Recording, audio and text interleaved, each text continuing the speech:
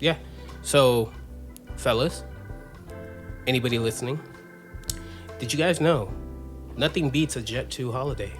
Well,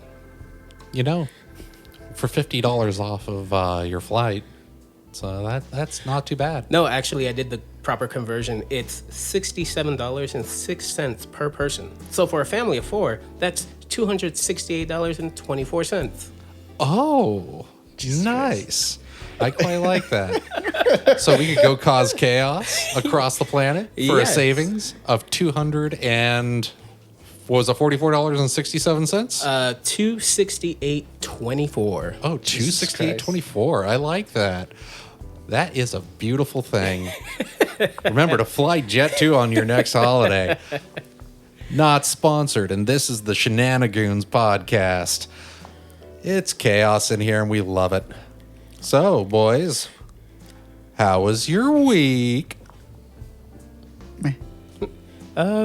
Busy. Meh? Yeah. Really? Just meh? Yeah, pretty much. Okay, I feel that.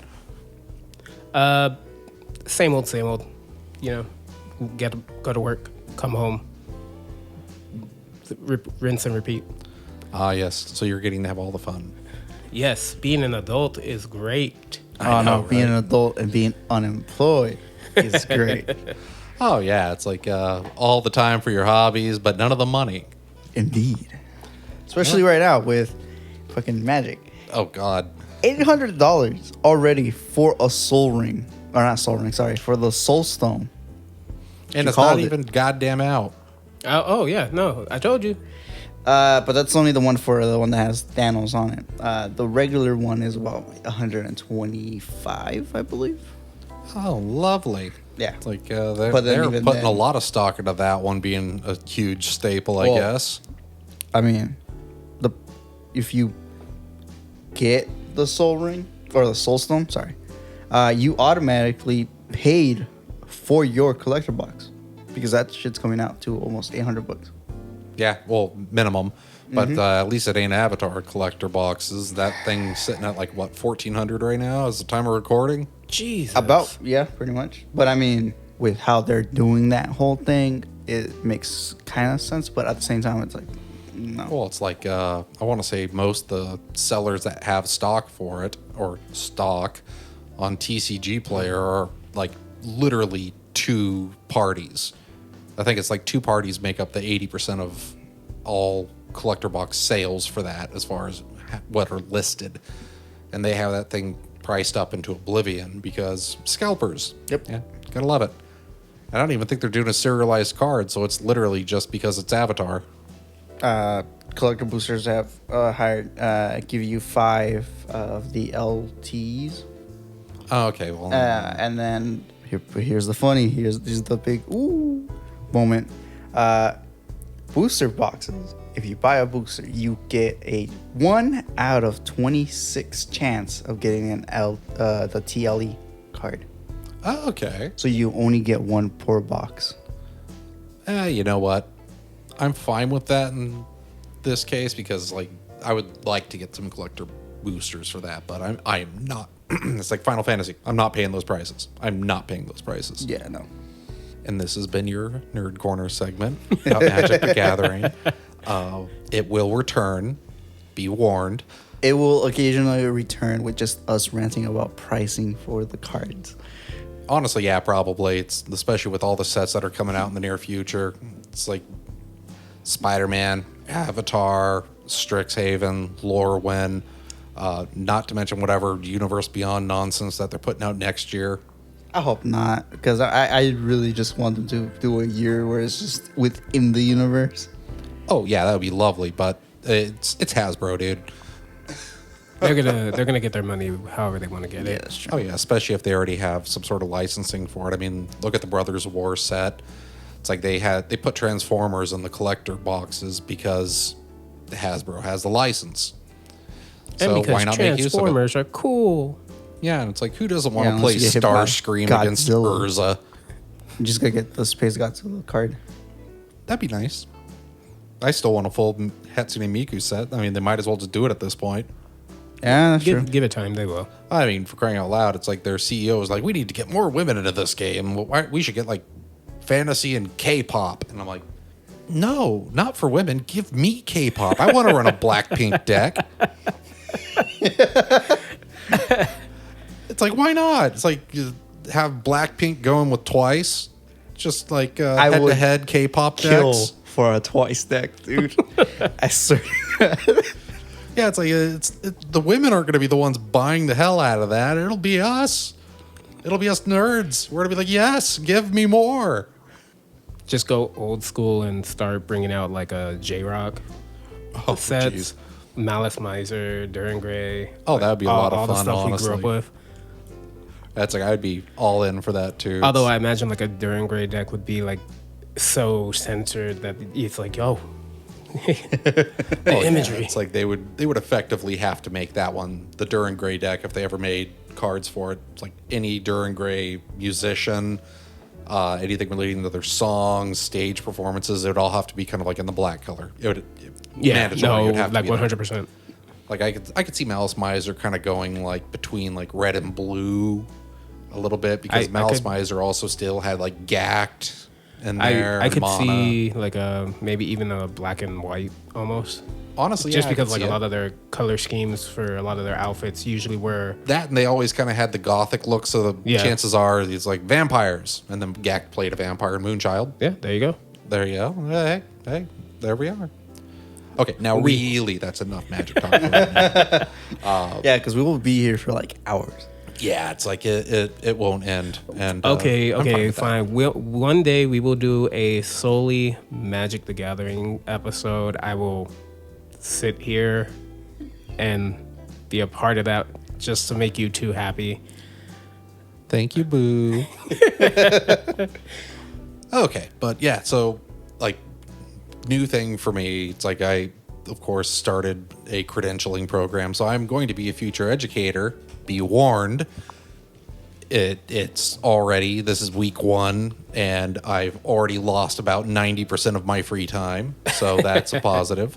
Besides that, really, not a whole lot much new for me. It's like I've just slowly been working my way through back catalogs of stuff, playing like 2 titles back to back, Citizen Sleeper 1 and 2.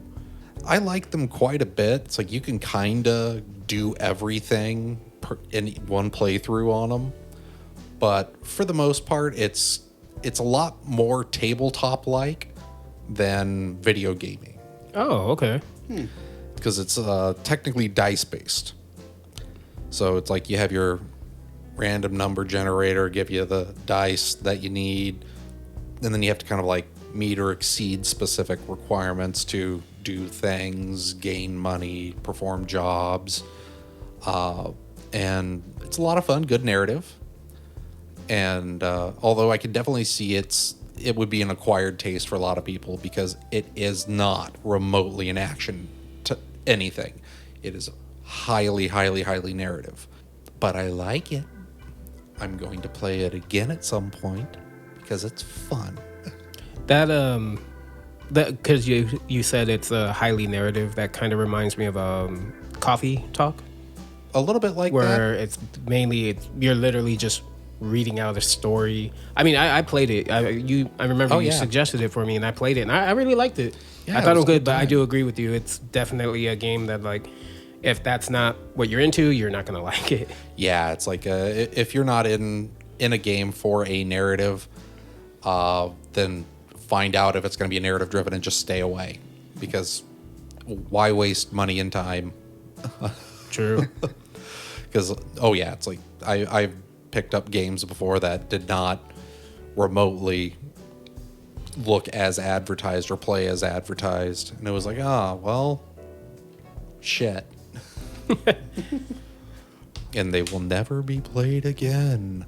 Oh, I think we all have games like that. That we got them, started them, stopped for whatever reason, and never will ever go back to them. Not even because they were bad. It's just you just never done go back that, to them. And I've gone back to that game as of recently, and that game is Ghost of Tsushima. Oh well, I mean, but okay. that's a good game. Though. Yeah, that's but worth it. I played it. I got it day of release. But I played it up until the first mission, like the first castle fight, and And then after that, I just never touched it again. That's me with Assassin's Creed Odyssey. Remember? Oh yeah. So playing it, and this was around the time COVID, well, I don't know if we can say that word. Anyways, The around big sick. yeah, The there you go. before times. Yeah, the before times. When people had to be home for an extended period of time for reasons. I was playing it, going through. John, you were playing games at the same time, so we were kind of just communicating online back and forth, like, "Hey, what about this, and this?" I forgot what I did, but I screwed up, and I went to an area and activated a mission that I was too low level for. And because I was so low level, a character died that if they had lived, their interaction with another character would have given me like a really, really good item. And I was like, dang it. And then before I could restart it, I ended up furthering the campaign, so I couldn't even go back anymore. So I was just like, you know what? I'm done. And never went back. Yeah, it's like those are the worst parts when it's like something that auto saves or only has like one save slot for your account for it, and it's just like, God That was damn me it. with Elden Ring. There's a specific side quest for a specific sword, because obviously big ass. Which one? Because there's a couple of those. So for it's for the DLC. So Oh, okay. Yeah. there's like a little thing they have to go do. You have to take the grace from one of the characters. I fucked up, and I took the grace from one of the characters I wasn't supposed to take it from. And so I took the character's grace, and then I gave that grace to a different character, whose side quest I was actively trying to do because I wanted the katana, because it's like the sword of the knight, or Okay, something yeah. like that. And I was like, damn it, I want the sword. I ended up getting the summon instead. I'm like, ah. Yep. Isn't that lovely? Because then it's like a great. So now I had the fucked that new up. game plus this. Yeah, it's like I got a new game plus the whole freaking thing. And this is already the hardest DLC that they've done, and I'm like, I don't want to do this again. Yeah, it's like From Software stuff can get pretty brutal, especially when you have to go from new game to new game plus, and they put a lot of stuff in there that's highly, highly missable. Like in my first playthrough, I did Ronnie's quest line. Obviously, best girl. But I unconsciously did the whole side quest without doing the beginning side steps for it. So I did the whole Yeah. thing, and I was just like, I guess this is the ending I'm going for. yeah, it's like I had almost screwed it up, but then I was like, you know what? It's telling me if I do this, I can't turn back, which I found out later. Yeah, you could totally turn back. The Frenzied Flame. Mm-hmm. It's like, because I almost started that at the very end, because I was like, ooh, what's this big door right at the very end of this big pit? And then that's where the fingers are for the Frenzied Flame ending, and it's like, oh, wait a minute. If it's telling me I can't turn back, and I'm already kind of like locked in on this one because I kind of like it narratively, I don't want to fuck that up.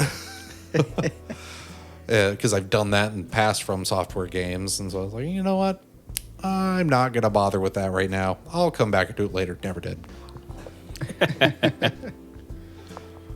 Oh, man. It's good times. I like how we went from one nerdy topic of Magic the Gathering into the next nerdy topic of video games, which means we now have to go into, I didn't forget, homework section. Ooh. You had an assignment, Josie, which you're always the one that's pretty much going to have them. But yeah, you were supposed to watch Space Invaders. Yeah, Spaced Invaders. Yeah. It's pretty funny. Yeah. I actually did enjoy it. Bomber Jacket. Alien is best boy. Oh, yeah. Yes. Yeah, Absolutely 100%. agreed. I did find it funny though when it was like, so why are you guys even here for? I was like, oh, War of the Worlds. And then it cuts to the aliens just like panicking and shit, and then it goes back to Bomber Jacket and the duck and the kid in the duck outfit, and the kid's just laughing his ass off the whole time. Yeah, it's like it is a really fun movie. I'm glad you enjoyed that. Yeah, It's like- 100%. I 100% recommend it. Oh yeah, it's like we don't get. I think we don't get enough films like that anymore. Truly. No. Well, we might start hopefully getting some. I mean, the Naked Gun that recently came out, people True. loved it. It was critics, fans loved it. Scary Movie 6, the Wayne that's brothers are coming back. Kind of looks like what is it? Regina and Anna. Yeah, they're coming two back, Female so- leads are coming back. Who knows? Maybe we might start getting more. I'm not just saying like parody or spoof movies, but like comedies, like Space Invaders, where they go in and you're gonna have fun and it's still gonna have some type of quality to it. Yeah, it's like something to go and enjoy rather than have it be specifically like an experience. Yeah. And Because then, it's of like course- it's nice to have an experience for a movie, but not every goddamn movie should be an experience. I just want a movie where I can just turn my brain off and have fun. Oh yeah, sometimes that's really nice. I believe 2027 Spaceballs 2. Oh yes, that's right. Mel Brooks does have something to do with it, right? No, yeah, he's directing it and he's reprising the role of both Yogurt and President Scrooge. I am very happy with this. Yeah, and not only that, reports show that apparently John Candy's actual son is playing the role of an older Barf. Oh, that's actually kind of sweet. Yeah, so and they already confirmed Rick Moranis is coming back as Darth Helmet. Oh, well, yeah, because his kids are all grown now, Yeah, so he so- doesn't have the excuse to be like, I'm going to be a family man. He can come back and be Rick Moranis for us again. Yes, please. Bill Pullman and his son are both in it, and Bill Pullman, he playing Lone Star. His son is playing Lone Star's son. So, and then the actress, I forgot her name, Princess Vespa. She's Yep. returning. Oh, cool. The original, almost all the original. Yeah, cast. pretty much almost all the original cast. They're even bringing back. Oh my God, I cannot remember his name, but he Police Academy. He does all of the sound effects. I don't remember his name either, but I know exactly who I know who you're you're talking talking about too, but I Hold on, I have to look that up. Yeah, it's 'cause like we gonna- can't let that happen. We need to find out the name here. I guarantee you. Because I there's- kind of feel bad about that, not remembering his name, especially because it's like he was kind of a part of my childhood with a lot of the movies I watched. I guarantee you, there's a listener that's like, "You guys are stupid. It's this person." Yeah, no doubt. watch that listener be wrong. Oh, Michael Winslow. There we go. Yeah. Yeah. So they're bringing like I even saw something about how like supposedly the guy that has the one single line about combing the desert, like, you found anything yet? We ain't found shit. The him, like, apparently even he's coming back. So I'm looking forward to the movie. Oh, yeah. I'm- I do I'm find hoping it funny that even though that actor, the one that had the comb line, even though he's in Star Trek and stuff, that line is literally what he is known for. Yes. Yeah, nothing else. Nothing else. Just that. But that does tend to happen a lot of times. Like, you do one thing really well, and suddenly that's what you're going to be known for forever. Yep. So got through the homework assignment. There's a reason why I brought up the homework assignment. Reason why I'm saying the word homework so much is Because I'm going to be a teacher. That's right. yes. That's the reason. No other reason. No, actually, we have a listener actually commented on our YouTube page, one of the episodes. I won't say which one, so that way you guys have to go and listen to all of them. Suckers. But Retrofix. While we're slinging the PTSD-inducing word of homework around, may I suggest the low-hanging fruit of the Killer Clowns from Outer Space movie and what a sequel would look like or how a TV series would play out. Oh, Okay, I could get behind that for Yeah. like a homework assignment. Yeah, and then he even said, you can we could also hold take that idea, run with it, but maybe save it for October, since October is pretty much going to be spooky season. True. Yeah. And we are going to kind of have to record a little bit extra because I will actually be out of town for about a week in October. No. we'll have to I will record, also be out of town. Oh, you that's son of a right. Yeah. bitch. Oh, that's right. You got a concert. Yeah, Yeah. on the 20. It's the 21 Pilots, right? Yes. Yeah, okay. Yeah, so well, I guess 1 week we'll meet up. We'll record like a and I will call it like bonus episode. We'll do 2 bonus episodes in October, Yay. and they're just going to be recorded in advance so that they'll come out on time. I won't properly number them because they're going to be bonuses, and they're not going to be. They won't be as relevant as some of our stuff, so it won't be as topical technically. Because I know one of the things that we're going to be talking about today is some of the Gamescom stuff that's been dropping. Yeah. There's been so much. I have not been able to keep up with it. And absolutely not. It has been chaos. Literally, first off, my Facebook isn't even showing me anything, which is weird because I follow like Gamescom and stuff like that, and I'm having to actively go look. So it's like, guys, what's going on? Talk to me. It's because of your Ty Dance videos. He's not denying it. But yeah, it's like the biggest thing that for me out of Gamescom so far was routine. It's like we finally kind of at least have a release window. I've been waiting for this game for the better part of a decade, if not a full decade at this point. It's like finally that's coming out, but I also don't trust it. Just kind of like how Silk Song has a firm release date in like a couple weeks, but I'm kind of like, it's not fucking coming out. I mean, I just need to get Game Pass by that day because day one Game Pass, baby. Well, how much is it going to be? Because I know Hollow Knight launched at like $20. This one's taken so long. I imagine it's probably going to be at least $40. They just make it free for making us wait so long. That's like, we're sorry. Well, I mean, I'm assuming that's why it's day one Game Pass. But yeah, I don't know the actual price for it yet. I could probably look it up. Yeah, it's probably available at this point. But like I said, day one Game Pass. Woo, baby. Again, it's like until that game actually physically drops, I'm gonna keep saying it's not coming out. I'm just glad we finally got an actual like trailer for it.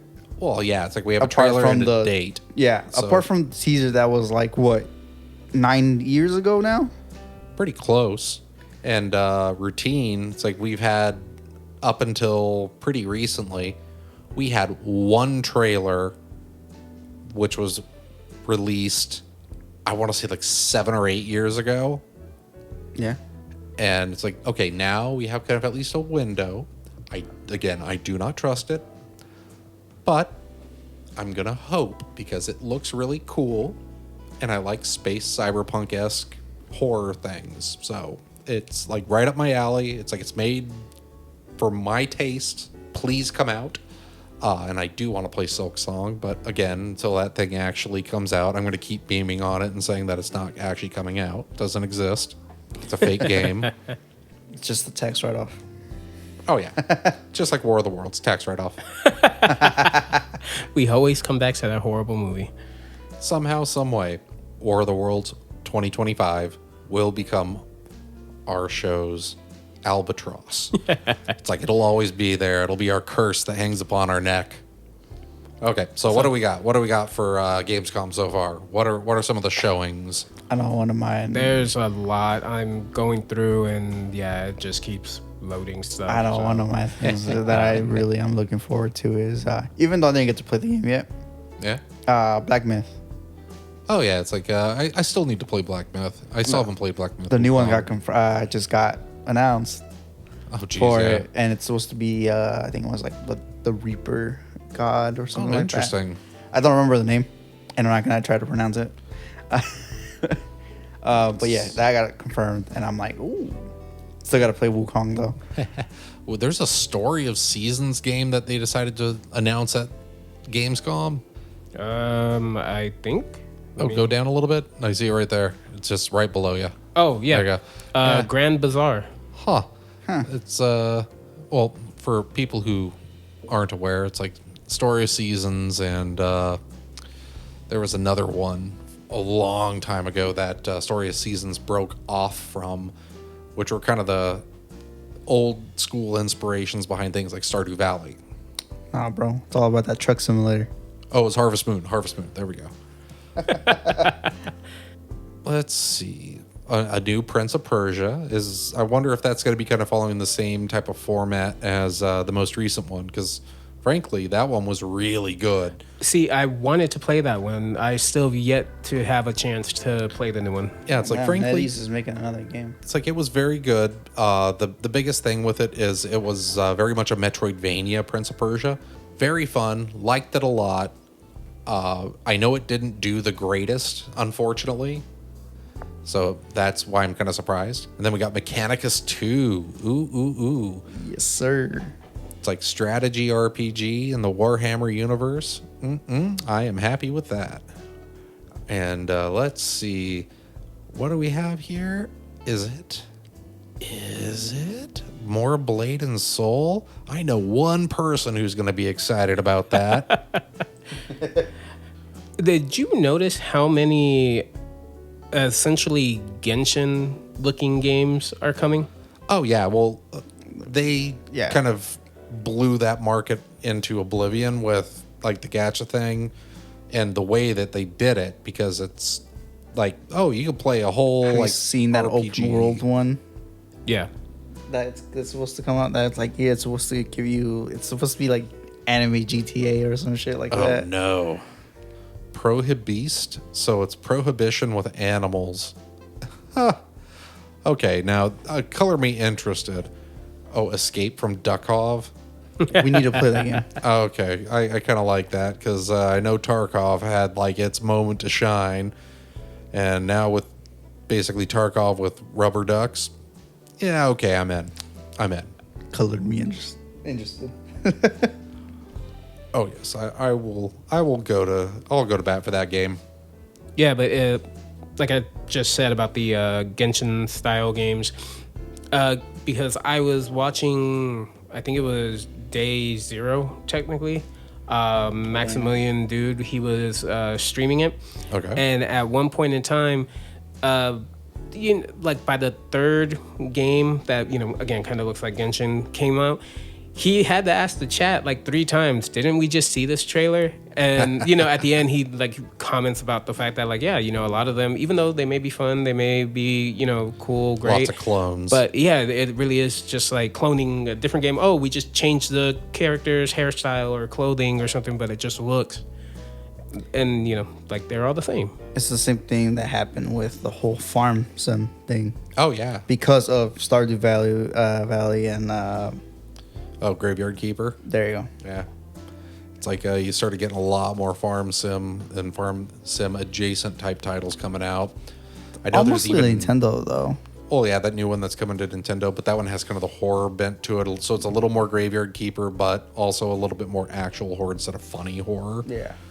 That said, with the Genshin thing, it's like that thing's kind of been around for a little bit because like you got Genshin and then MiHoYo decided to go ahead and it's just HoYoverse, whatever it is, their actual name. Yeah. Hoyo. They started releasing all these other types of kind of action RPG titles that really did kind of capitalize on a similar formula to Genshin Impact, where it was like, okay, you can kind of like get your party, but you also kind of have the gacha aspect to start pulling new characters and special things and outfits and stuff like that all the way into your party. I mean, they have... Honkai is the only one that isn't actually like full-on gacha, Yeah, if I remember correctly. Well, it's still heavily gacha, but it's not to the same degree because like it's more RPG first and more traditional RPG first for that matter. But yeah, it's like that, Zenless Zone Zero, and then of course Genshin.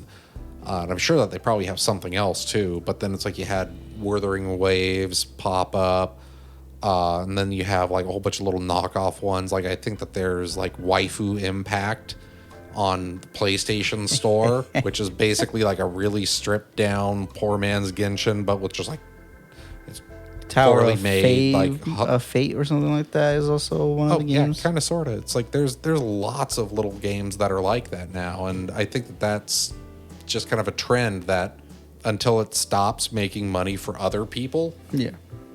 you'll start seeing a lot more of that happen. But once that well starts to kind of dry up for that specific type, where it's the open world. Oh, I could get pretty characters, because there's always going to be waifu games. There's always going to be waifu games. I love waifu games, but there is a critical mass. There will be a critical mass where at some point people are just gonna be like, okay, I'm just fucking done. And it's like it happens at Hollywood for types of movies, for actors, actresses. Kind of like the current one is Pedro Pascal, gets a lot of heat because he's in everything. It's like he's a fine actor, but people feel that fatigue. Same fatigue happened with Tom Cruise, like Anne Hathaway. Charlize Theron was in like everything for a little bit. Oh yeah, I remember that. So it's kind of just ebbs and flows with the market. Same with when fidget spinners first came out. It's like suddenly everybody's like, ooh, fidget spinners. And then God and everybody was like, I have a fidget spinner to sell you. Everyone's texting me today. Goddamn. Well, it's just so tragic that your loved birthday boy. Yeah, what he said. I hate it. Yeah, for listeners, it is our good friend here, his birthday today. So wish him a happy birthday. Or don't. Do it. Do it. Don't listen to him. Don't do it. You should do it. Break the system. Don't do it. Conform. Conform. Oh, man, I love it. So, yeah.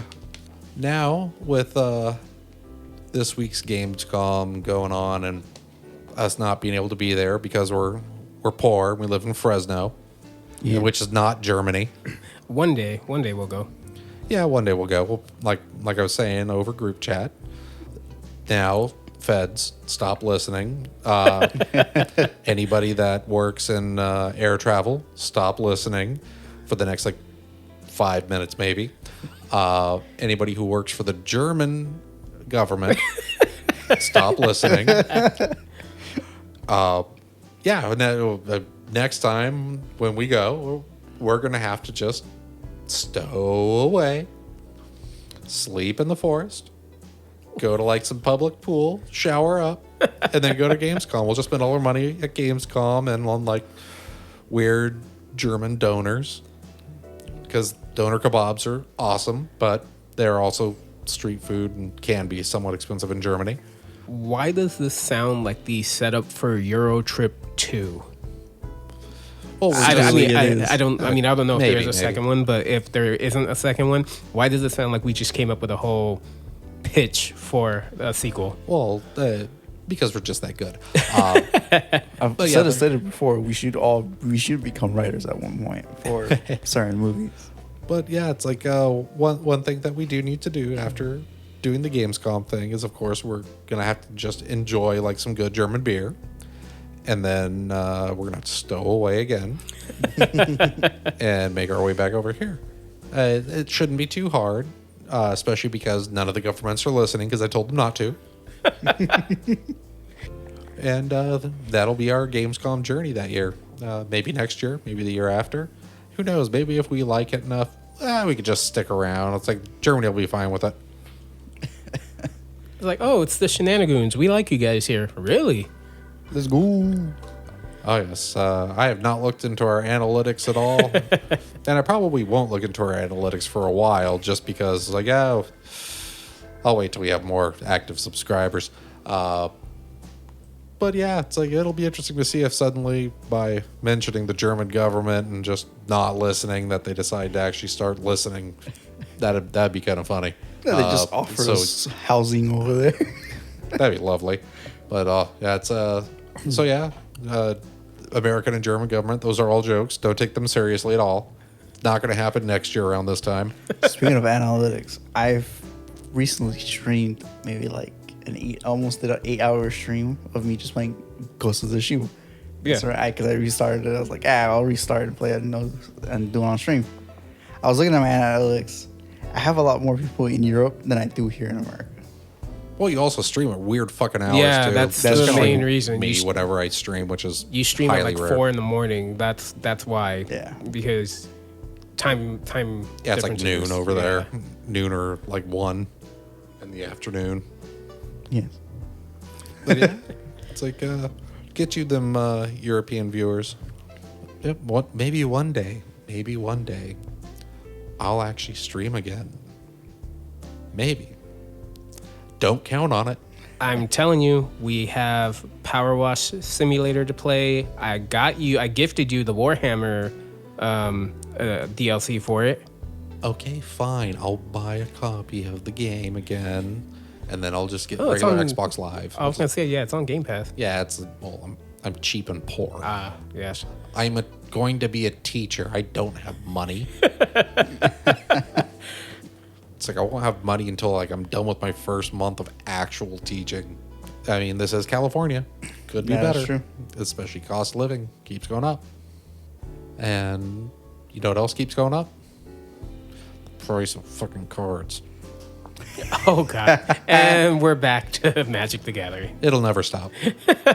I mean, from what I saw this is. Yes, I know we were stopping the whole Magic talk, but I have seen someone. Because remember how we went to that card shop and we saw the collector boosters for Edge of Eternities, and it was like $400. Oh yeah, for the box. Yeah, someone made back that whole money, like about like $200 extra back, which is one pack.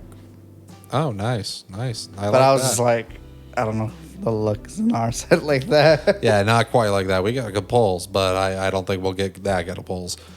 Ironically enough, it was the professor, and he ranted up about how much. So a lot of the complaints that he had on the subject was how Magic's not really letting the sets breathe. Honestly, yeah. That is a problem that they're going through right now, especially this year. Pretty sure I said this on one of the previous episodes. Oh, yeah, Yes. you did. And it's pretty well thought about in the community right now because, yeah, the sets just aren't getting the time to breathe.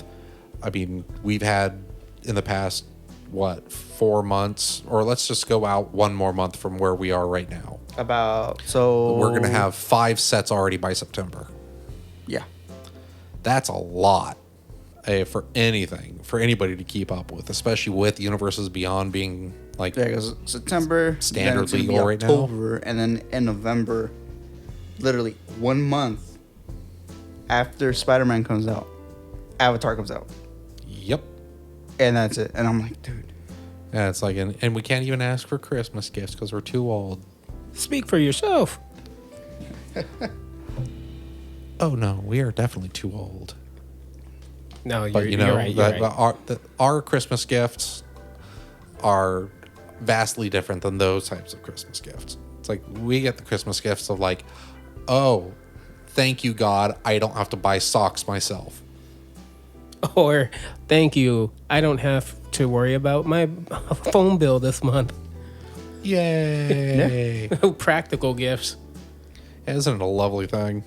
Like, yeah. It's like I don't know what age it actually hits, but the moment there is a moment where it's like 1 year you're kind of like, oh, thank God, I got X, Y, or Z thing that I can just use in my day-to-day life, rather than being like, fuck, I didn't get the video game I wanted, or, oh man, I didn't get the Disney hat.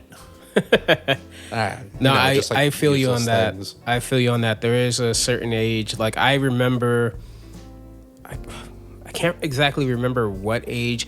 I just remember the first time for Christmas where I got like clothes and mainly clothes, and I was like, okay, cool. This is stuff I needed. Because like you said, like, socks or whatever, blah blah blah. I got like a whole bunch, and I was just like, hey, yeah, I actually need all this, so I'm happy. Yeah, and then the moment you kind of realize that has happened, it's like, oh no, I've crested the mountain. It's all downhill. I'm working towards death. One day closer, one day closer.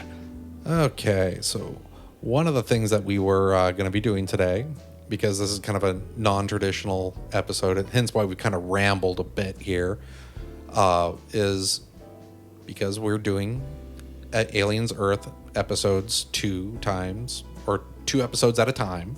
yes, And right now they only have 1 new episode. So we got to wait 1 more week. and then we'll have 2 episodes. And then we can really go to town on that and enjoy it. You know how hard it's been not to watch the new episode? Yeah, I've had to try to keep myself from giving Disney money. Yeah, like I've legitimately had a hard time. Like I cannot even look at Hulu right now because they're advertising it so much, and I'm actively avoiding anything that's talking about it. The only thing I know is that apparently the momentum is still going. That apparently the next episode, episode 3, was really good, and it's like trust me, I watch a lot of like YouTube channels that are like breaking down this episode and stuff like that, and then right now episode 3 is like the main one that keeps popping up, and I'm just like, I need to watch this. I was like, already. let us watch it come out. You should have dropped all the episodes at once. So, you know what? Let's read a couple Reddit stories. Probably they're predominantly going to be from Am I the Asshole? Yes. Because it's fun. We're not going to do new ones. Well, we might do a new one. I don't know. But right now, it's like I have it up. This first one, I'll keep this entirely anonymous. okay, that's fine. So I'm not going to give like the username or anything like that. But this first one from Am I the Asshole is, am I the asshole for slapping a teenager? Oh, I didn't pick this because I'm about to be an educator. No, not at all. Okay. I obviously context. We're about to find out, but just going off of that title, yeah. Go ahead. Okay, so I, 32 female, was at a water park this last weekend with my husband, 32 male, and my daughter. We were in one of the pools practicing swimming and keeping to ourselves when a group of teenage boys there, there was a group of teenage boys there, and while I was working with my daughter on swimming, one of them came up behind me and I felt a tug on the strings of my top, untying it. I spun around and saw this 15 to 17-year-old with a smirk and slapped him. This quickly caused a scene, and park staff got involved, as well as the boys' parents, who were livid at me. My husband and another lady saw it happen and confirmed that he really did grab my top. There was also camera around the pool that kind of show it. Wasn't the best angle though. The boys' parents threatened assault charges, and I threatened sexual assault charges if they decided to go that way. Eventually, we were both asked to leave, and I haven't heard anything since. My husband still thinks I overreacted a bit, which I don't. Am I the asshole? Is she? One aspect, no, because the kid actively did this. It wasn't like, oh, he was swimming around, accidentally bumped into her, something of that nature, because then, or they were roughhousing and, bumped into her and accident. No, the kid actively went up to her and did that. And so on that aspect, you're not. However, you're still striking a teen. Sorry. That's not your kid. I don't know. This is a little bit of a weird one. I wanna say no, she's not the asshole. Just on that whole verdict of, hey, he actively did it. It wasn't like, again, that's how Jose said. It's not, he bumped into her or, hey, it was an accident. He, like how she stated, had a smirk and had witnesses say he actively did it. Yeah, it's like, that's understandable. It's for crying out loud. It's like, if it's like premeditated, it's one thing. If it's accidental, it's another. But it's like, no, this was like a little teenager wanted to see some boobs. It's the internet for a reason, man. Yeah, it's like, don't do this. But yeah, it's like, there's plenty of things that they could do to see boobs that doesn't involve sexually harassing or exploiting somebody else. I mean, get fat, look at the mirror. I mean, good on her for standing her ground against the guy's parents, talking absolutely. about like, oh, we're gonna charge you with assault. And like, well, fine, I'll charge him with sexual assault, and you want to try me, go for it. And it's also the fact too that like she's there with her daughter, like teaching her how to swim, and this kid, teenager or whatever, like singled her out. And it also does go to, it's kind of good that she stood up against the parents because, I mean, if you really think about it, the parents would be far more of a danger in that situation because, like, they raised that kid to think that that was fine to do even as a joke. Yep. It's a tricky situation for her to be in, but kudos to her for standing her ground. And yeah, it's like, personally, I think not the asshole. It's like, could it have been handled differently where she didn't hit the kid? Yeah, but little shit had it coming. I mean, if she didn't do it, somebody was. Sooner or later, that kid was gonna get hit by somebody because, and frankly, better her than like somebody out in the street that might kill him. Yeah, exactly. Yep. I mean, it could have been far worse if it was someone else. Yeah. Oh yeah, for literally everybody. Now, let's see here. Where was it? I just scrolled past it because I'm an idiot. I like how the title had us laughing, but then when he really told the story, we're like, oh my God. Yeah. Yeah, that's always the fun part about Am I the Asshole? Is like sometimes it's like, really? And then other times it's like, damn. Yeah, that's... Well, it's like, I respect the kind of like, am I the asshole here? But it's like, no. It's like you shouldn't really be having to ask, are you the asshole? It's like, you stood up for yourself. Your shit was being invaded. You're not the asshole. There's no universe that you're the asshole. At least that's what I think. Okay, so now I get to move on to the next one here because now I've got to find it again, you son of a bitch. You're welcome. This one, am I the asshole for robbing my wife's affair partner, which has now led to his divorce? What the fuck? Don't you love it? All right. Yeah, do tell. Okay. I, 32, have been married to my soon-to-be ex-wife, 30, Madison, for 4 years. There really is a correlation with the numbers 32 and 30. There really seems to be. We are currently in counseling, but it is not going to work. About a year ago, I found out she was having an affair by coming home to her clothes in our living room and sounds coming from our bedroom. I lost it. I was getting my cricket bat out of the front closet when I stopped to think about consequences. I did not want to go to jail. Instead, I took all their clothes and left quietly. I went to a friend's house, but not before throwing all the clothes in a McDonald's garbage bin. I turned off my phone and got shit-faced with my buddy. His wife hosed us off in the morning. After I turned my phone back on, I had dozens of calls and texts from Madison. First scared because she got my updated flight information, then upset that I hadn't called her to let her know I was going to be coming home early. Then freaked out that the house had been broken into, then crazy because she figured it out it was me. They just got more deranged. The guy she was with is 5 inches shorter than me and about 60 pounds lighter, so if he had taken my clothes, it would be obvious. He ended up calling his friend to go get his spare keys from his house. Unfortunately for him, his wife smelled a rat and followed his friend back to my house, where she saw him leaving in oversized clothes. Long story short, she took pictures and she had evidence of his infidelity, which caused their prenup to be canceled, which cost him a lot of money. It is all one big giant shit show. It took a couple of months, but my wife convinced me to try and forgive her. We started going to counseling, and we were working our way through it, until recently. In a counseling session, she said that I was wrong to steal his wallet, phone, and car keys. She said that his divorce is costing him a lot of money, and that I should have dealt with it in a more mature manner, and that it was my fault. I have never admitted to taking his stuff. To begin with, I was afraid he might call the cops. Then, I didn't want to give her ammunition in case she wanted a divorce. Now I just don't care. I told her that her cheating was the reason her boyfriend is getting divorced, and I hope his ex takes everything. I'm still not living at home, I have my own apartment, and I'm filing for divorce.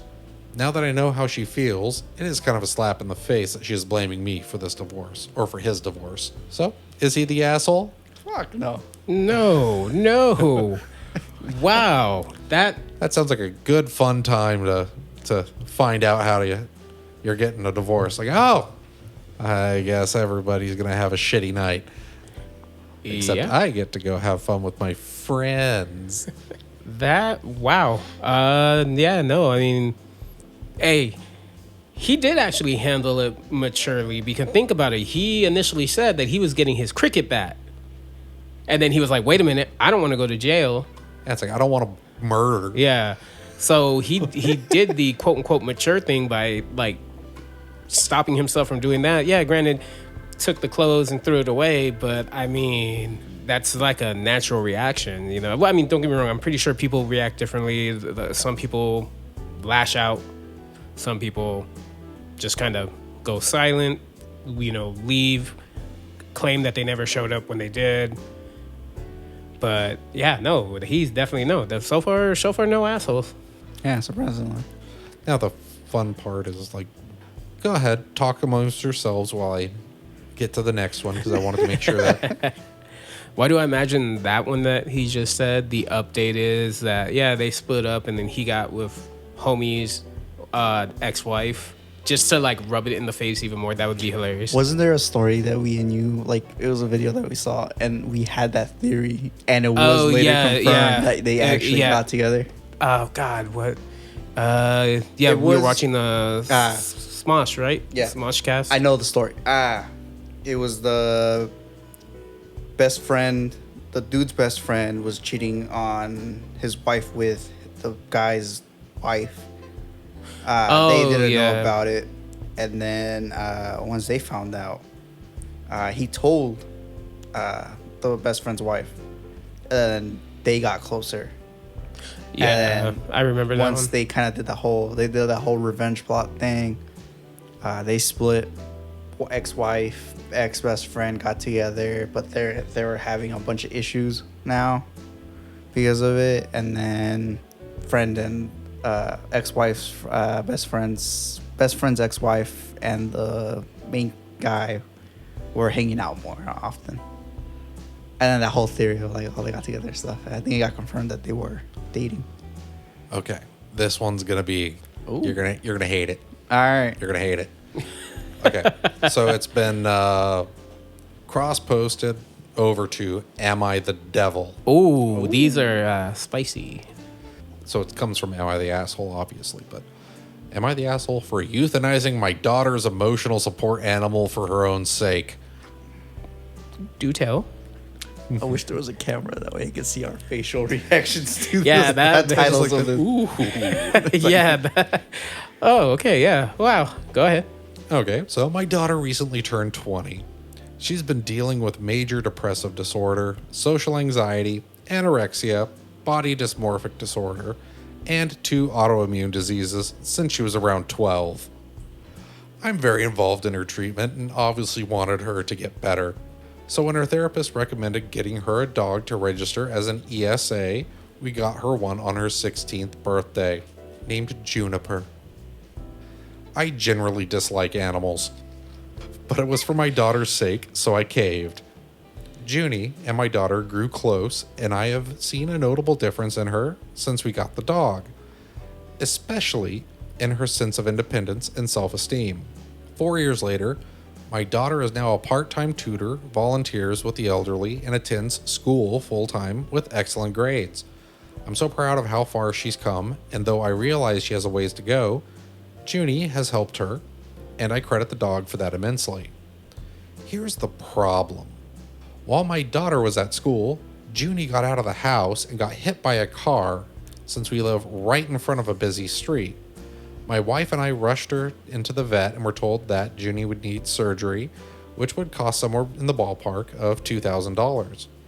I make a good salary, but I just cannot justify spending that much on a dog, especially when it may not even work and Junie could probably be crippled. Plus, she was pushing 5 years old, and her breed usually only lives for 9 to 10 years. Due to all these reasons, I decided the humane and logical decision would be to euthanize Junie. At this point, I called my daughter to let her know the situation and the solution I'd chosen. and she freaked out on me. She tried telling me how she had $700 in savings and would quickly find a job to pay me back the rest, which I declined. A, because it's not about the money, and B, I don't want to risk ruining her mental health by her getting a job, especially since she'd likely have to quit one of her volunteer jobs, which have helped her so much. I explained this to her, and she wasn't hearing reason. So I put my foot down and said my decision was final because the dog was technically mine since I paid for it, and then I hung up. We put Junie down, surrounding her with love and gratitude. When we got home, my daughter had just pulled in and was hysterical. I told her she was too old to be acting like this, and one part of becoming a competent, independent adult was accepting what life throws at you. Now she isn't speaking to me. I'm beginning to think that I should have at least told her where we were so she could say goodbye. On the other hand, Junie already served her purpose in helping my daughter, and she only had the dog for 4 years, so I don't understand the huge overreaction. Am I the asshole? Yes. There is an edit on this one. Oh, there so is it's not an update technically, but it's an edit. So yeah, it's like I kind of wish that we had a camera in here on you guys, especially you, Jose, because you're just kind of like you're basically like with your face just saying like, well, fuck yeah, you're the asshole. Dude, like I'm not even a pet person myself. I've never had a pet, but yet I understand, especially emotional support animals. I understand the significance that they are to a person. Like, at the very least, you could have told your daughter, hey, this is what the vet told us. It's like a 50-50. It might not even help. This is the option. You might want to just come over here, at the very least, possibly say goodbye, and we go from there. But this just sounded like a parent who was just happy the dog was gone. Yeah, it's like happy the dog was gone, but also kind of very my way the highway type of person. Yeah, no, that whole pulling well, technically I own the dog since I paid for it. It's like, yeah, but that was for your daughter. It's like, does he not realize that something like that could potentially revert her back to having those issues again? Because again, that's like a traumatic thing. Oh, massively, yeah. So initial verdict, I would say, yeah, probably. Yeah. Probably No, the asshole. 100%. No, Yeah, 100%. probably. Hey, look, Just hey, a little- congratulations. just a little asshole. Congratulations, first asshole. Dude, whoa, my God. Okay, so well, here's the edit. Jesus Christ, message received. I guess I'm the asshole. I still believe I made the best choice, but I suppose I could have let her be more involved. Some people here are asking the same question, so I'll answer them here. I'm not a sociopath. I'm just excellent at separating emotion and preference of logic. Sociopath. Yeah, that's what I was about to say. Especially in times of crisis. This does not mean I don't feel anything. I love my daughter more than anything in this world. Do you? My wife was 100% on my side for the actual decision of putting Junie down and agreed her daughter should not witness it. She did, however, disagree with the words and tone I used towards my daughter when we got home, which is where I began to wondering if I was the asshole. I am not and have never been jealous of Junie. That's ridiculous. She was an emotional crutch for my daughter and will always be special to me in that way. My daughter did not love me any less after getting the dog. If anything, she loved me more. Pretty Past sure. tense. Past tense, tense. baby. That sense. Guess who's going to a rundown elderly home when he hits a certain age? And it's like, oh, guess what? You don't need life support, do you, Dad? Oh, yeah. Beep. Lastly, I thought I would update you all on the fact, or that I did, in fact, talk to my daughter today. It took her some time to let me in, but once she did, I was able to explain my side, give her the reasonings for what I did, and convince her to forgive me. I don't like that word. Yeah. She agreed, and we're all moving past this ASAP. I'm actually about to run out and get her favorite fast food for dinner, and we're having a family movie night. She is still acting distant and mopey, but she has her regular therapist appointment tomorrow, so I'm confident she can vent there, and her therapist can help her get through this without any permanent damage. By the way, I also offered to get her another dog, which wasn't easy for me, and she declined, so I don't think her bond with the dog and, like, for animals in general was as unbreakable and solid as all you commenters are claiming. Junie just wasn't meant to be around that long, and I'm glad my daughter was able to have 4 years with the dog she liked. Now we're moving on. The end. But yeah, he sounds like a peach of a person, doesn't he? Just want to punch him in the face. That's one of those. Can we have a talk over here real quick? You know, Yeah, just talk in the dark alley. Just off the street. Just want to talk. What's that? Yeah, just want to talk. Like, wow, dude, no, that the whole. Oh, I guess her connection to the dog wasn't as strong as people say. No, it was. Like, yeah, it's like she's just not saying it. She's not saying it, and the whole like I'll get you another dog. No, because you're gonna kill that one too. Yeah, you son exactly. of a bitch. Oh yeah, it's like very very apt for being cross-posted over to Am I the Devil, huh? Yeah. Yeah. No, seriously. Well, here's Edit 2. Oh. Short one. To everyone leaving horrendous messages to me in my DMs, take a look at yourself and the words that you used against me and consider how hypocritical it is that you're calling me the asshole when you're telling me to hope my daughters murder me. Damn.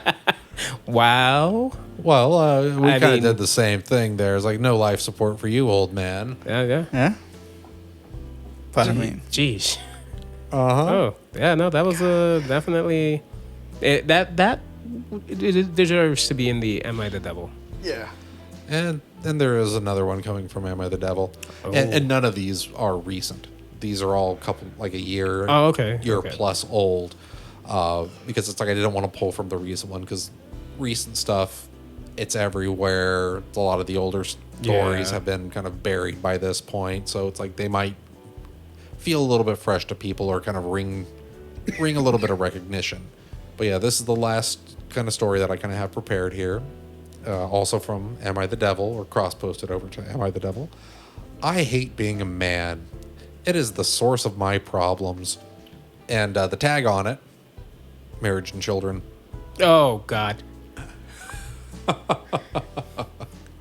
Okay. Yeah, we're ready. We're ready. We're locked in. Okay, prepare thyselves. Male 26. Life is going fine otherwise.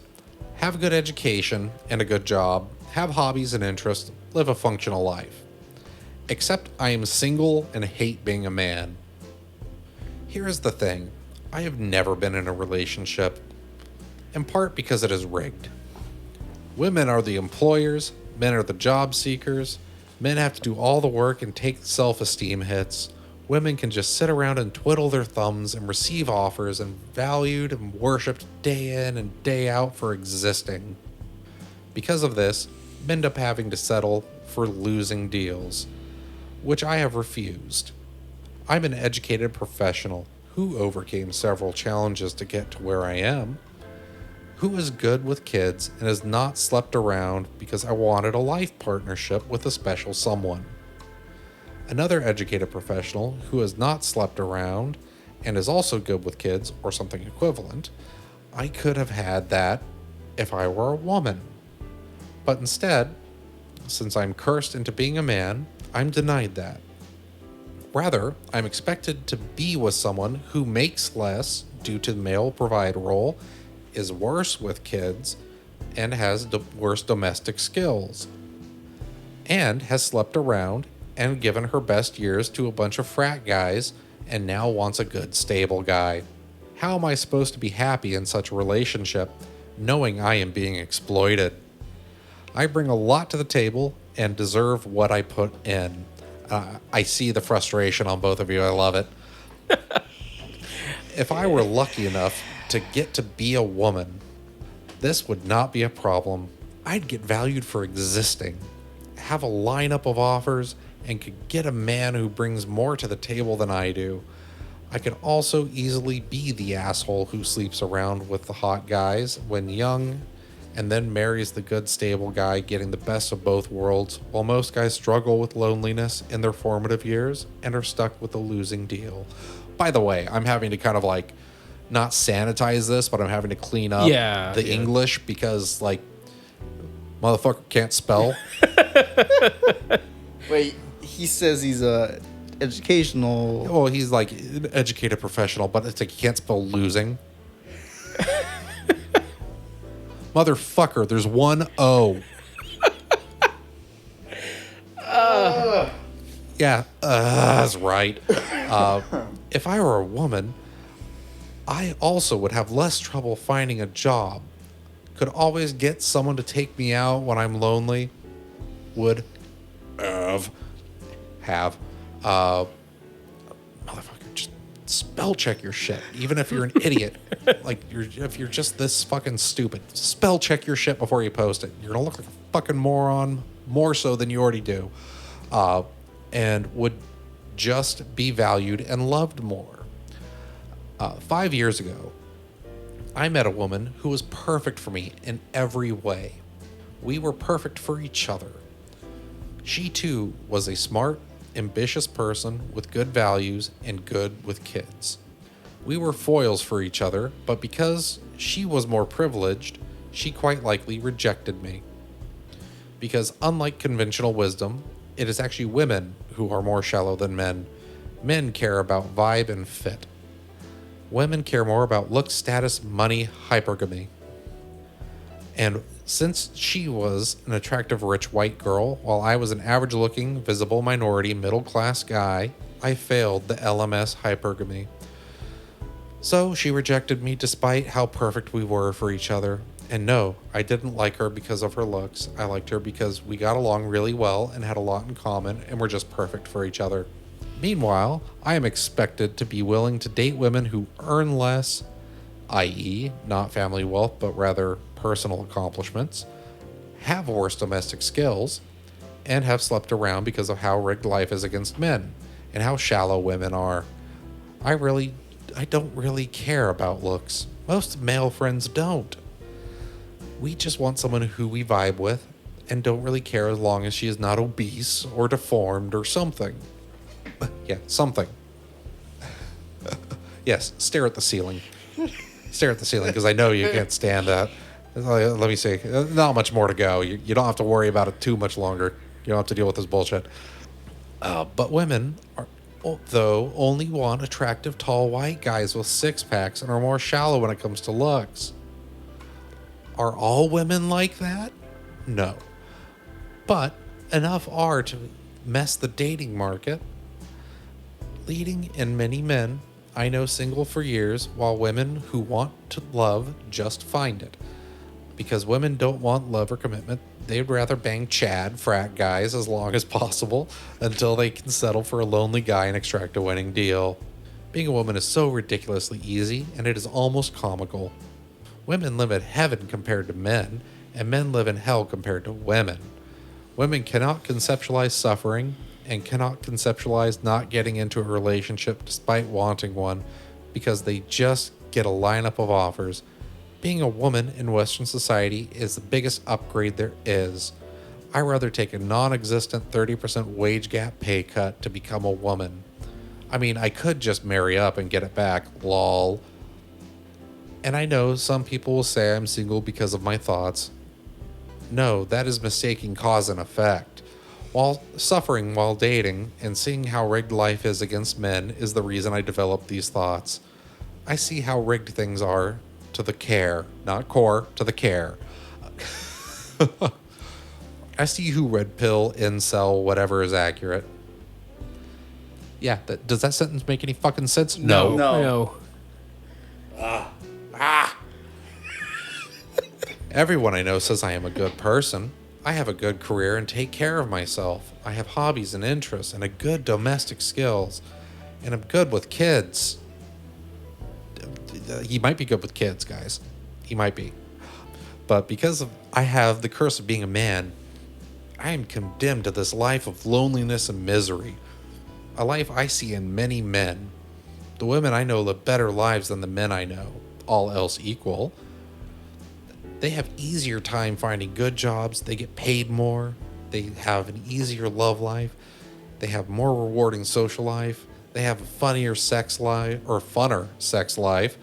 Their self-esteem is through the roof, and they just generally don't suffer any problems exclusive to being a woman. in that they sure have to deal with poverty and COVID/lockdowns and all the other shit everyone deals with. But as a whole, I don't even know what the fuck that word's supposed to be. Their lives are significantly better. Oh, whole. as a whole. That's what it's supposed to be. No, again, bro can't spell fucking simple words. Monthly cramps and the occasional pregnancy are a small price to pay for the emotional and social upgrade that comes with being a woman. Physical pain, as we all know, is nothing compared to the emotional pain, and I rather take some physical pain for better emotional well-being. The end.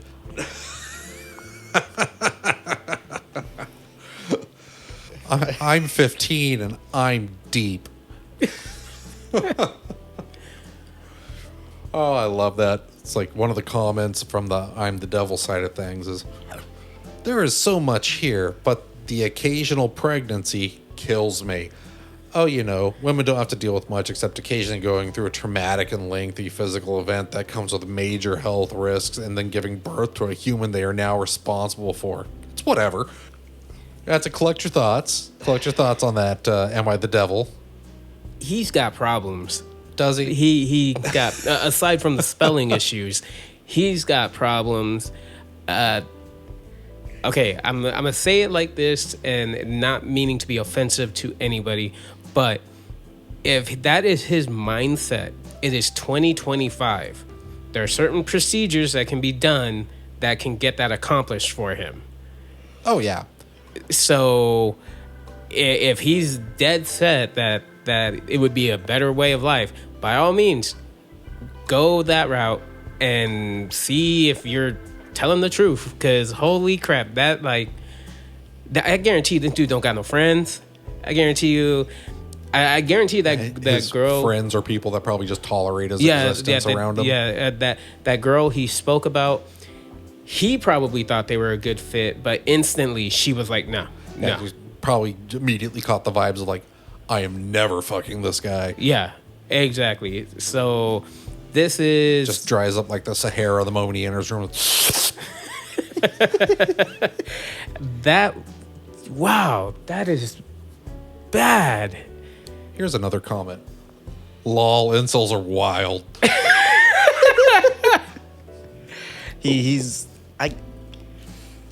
I genuinely feel like he's been like watching a lot of like red pill stuff and a lot of, you know, Andrew Tate stuff. Oh, yeah, and, that, yeah. The alt-right pipeline type thing. Yeah, with, there's like, that. men's advocacy and stuff. Yeah. That goes a little too far because, like, yeah, it's like it's fine to advocate for men's like mental health and shit like that, but because everybody needs a little help when it comes to like just life in general sometimes. But there's a lot of people that take advantage of that and spin it off into those types of situations, like people like Tate. But yeah, that post originally comes from the men's rights subreddit. Oh, Of dear course. God, yeah. It's like a fucking course. It's like, yeah, it's while I imagine at probably one point that was a subreddit that did actually kind of be like, hey, we want to further like specific things to make things more gender equal. I don't know, maybe. But obviously it's fucking devolved. If that's the type of post they're getting there. Unless, who knows?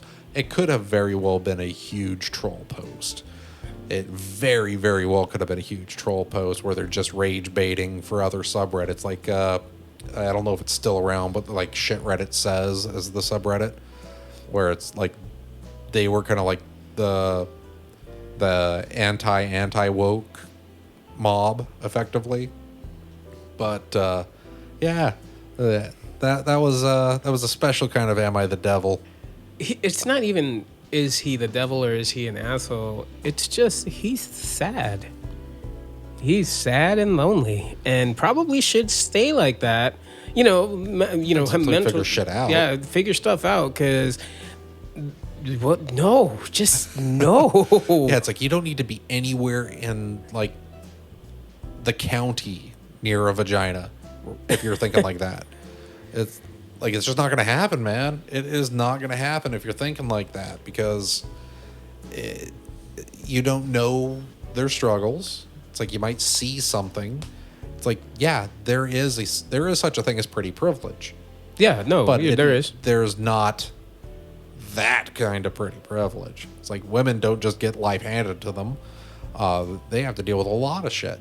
It's like we got to deal with as guys a lot of shit, but most times it's very different shit. So it's like what your struggles are, you can't necessarily place on somebody else. And bro is sitting there trying to place his own deficiencies at the feet of an entire gender. And it's kind of like, no, dude, fix yourself before you try to like get anywhere with anybody else. Like if you can't, it's like, even for myself, I could just kind of say this, like, there are plenty of days where it's like, I do not like me. I do not like me most days, but that's my shit to fix. And it's like, it's something that I own and I don't put on anybody else. It's like, it's not going to affect my personal relationships because it's not their fucking problem. Can we reach out for assistance when we're having like a really low day or something, just like as a person? Yeah. Yes. But if you're feeling a certain sort of way, look inside before you look outside. Just because, again, it's like I kind of said, it's like, oh, I'm 15 and edgy. Because that's kind of how the post reads to me in a sense. Because like I'm educated and you can't fucking spell shit. It doesn't bother you. There's fucking spell check. If you're going to be writing a post that long, put it in fucking Word before you decide to type it out. Because otherwise you're not, if you're really actually educated, you're not going to fucking look it.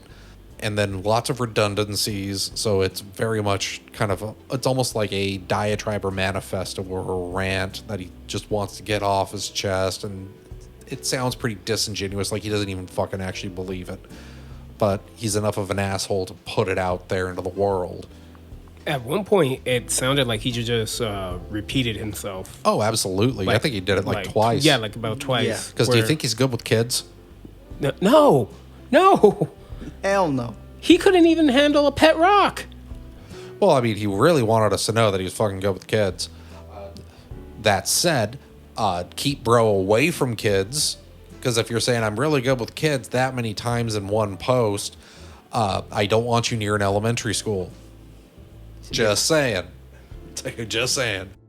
But yeah, Am I the Devil always has like a certain brand of things going on. Some of it's like, oh, this is like a legitimately awful person.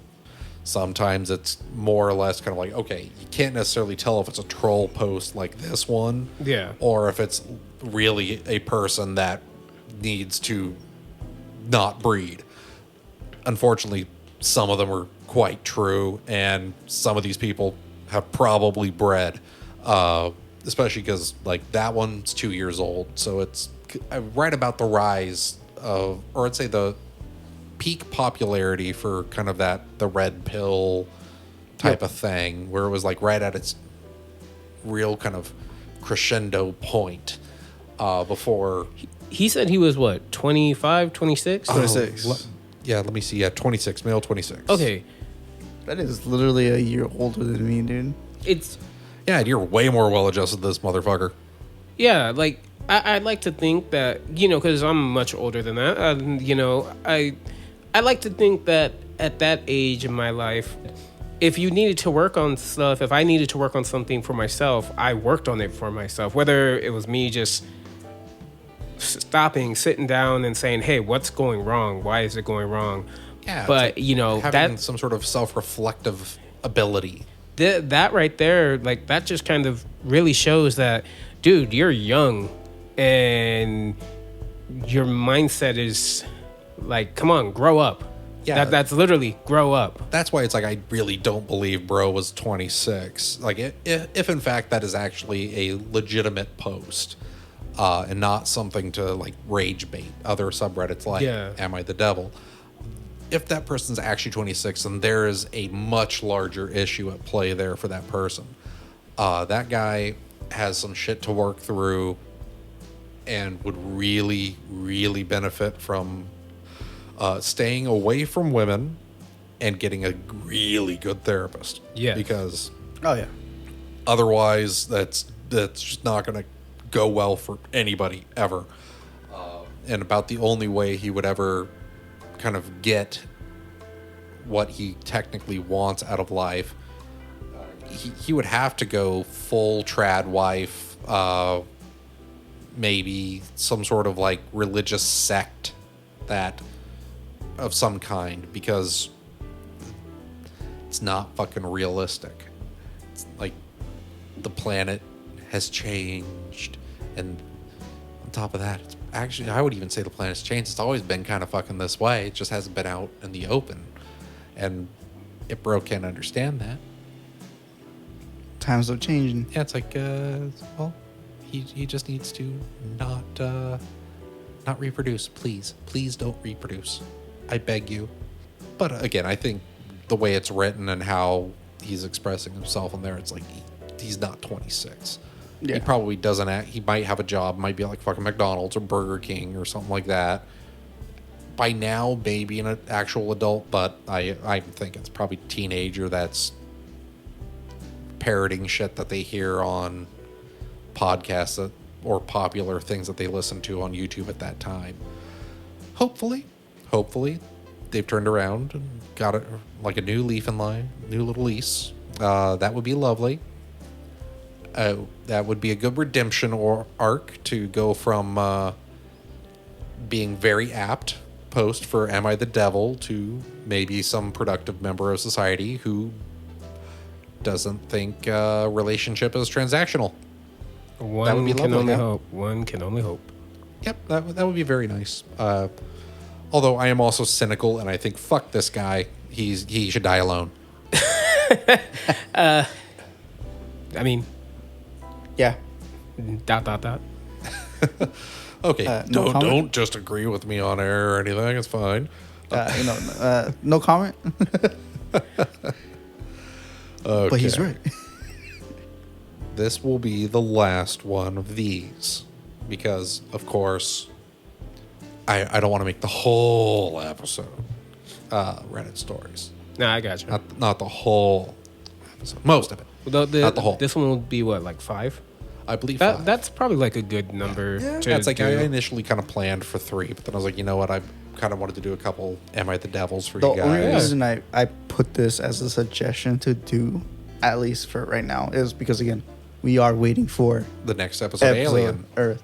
So Okay. it's like, yeah, we have Gamescom, but I mean, we kind of just went through that really quick. It was Yeah, hard. it's It just was kind of like the announcements. yeah, for the and most part. it was kind of hard to really talk on Gamescom when the 3 of us were all equally busy. Yeah. Yeah. So it's hard, and there was a lot that came out. So maybe at some point we'll do, You know what? like a little filler. I know what we'll do. Next week when we do Alien Earth, we'll also do Gamescom wrap up. So Okay. I'm going to hold us to this. The first half of the episode next week for our dear listeners will be Alien Earth episodes 3 and 4. And then the second half of the episode will be Gamescom Roundup. Because by that point, Gamescom will be over and we'll have all the information and all the trailers, which means that we're going to have to make trailer notes, see Yeah. what we're excited about Yay. and such. So get your little typey fingers ready. We're going to have to go off some notes again, kind of like how we did, was it San Diego Comic-Con? So it'll be another episode a little bit like that, but Gamescom. with a lot of aliens. And I'm fine with that. Are you fine with that? Yes. Are you fine with that? I mean, I guess Listeners, are you fine with that? that one guy. Yeah, I'm fine. Good. Yay. So another Am I the Devil? We needed that brief levity to kind of. Just before Yeah. it To adjust. yeah, because- went back into straight hellish territory. Why do I feel like this one's about to be worse? Though Okay, I this one feel comes from our divorce. Oh God. Yeah, it's like I bring nothing but the best for my boys. Go. 6 months later, divorcing my husband was a huge mistake. Sad face. This one is long, but worth it for everyone to read. If I could give a piece of advice for divorce, it would be to not do it under normal circumstances. If your spouse is beating you or threatening you or your children, then of course get out and I love this fast. story. Oh, yes, you've heard it? I've heard this story. So, yeah, you know where this is going. Yeah. In my case, there was no abuse. We were together for 8 years, and that was mostly good, and we have 4 kids. Right around 5 years, I got a promotion at work, and I got it in with my head that my ex-husband was dragging me down, or at least holding me back from more success and a better life. We never had a lot of money, but with my promotion, I was now making more than he was. I started working longer hours, and at the same time, his hours were cut, so he was at home more. I really began to resent him because he was home and because he got to spend time with our kids. Most nights when I got home, they were already getting ready for bed, if not already sleeping. After a few months of my new job, it was clear to me that things were not going well at home without me there. Some nights the dishes weren't done and I got home, or when I got home, or the kids hadn't eaten, or whatever else I could think to be mad of, or think of to be mad at him about. I can English well too. It really didn't matter. He kept saying that he would try harder, but that it was hard being home all the time. That always made me really mad. For the next couple of years, things kept getting worse. My hours weren't any shorter and his were on and off full time. There was no convenient time for him to be working full time because of my hours, but we also needed the money. Whenever he would tell me that he could get extra hours, I would always complain, and then the less hours he worked, the more I complained that he wasn't bringing in enough money. Whenever we brought up the contradiction, I would tell him that he needed to figure it out. I knew that it would bother him, so I started saying that a lot, and for everything that I could. I really started to resent him and pulled away from him. I knew that it was hurting him, but I didn't care. If he didn't want to be hurt, then he would at least try to make me happy. I used that same thing to justify when I started to talk to another guy at work. I thought he was just a friend, but talking at work turned into texting at home, and then pictures and videos, and then trying to sneak some alone time with him. I knew that it was wrong, but it made me feel so alive.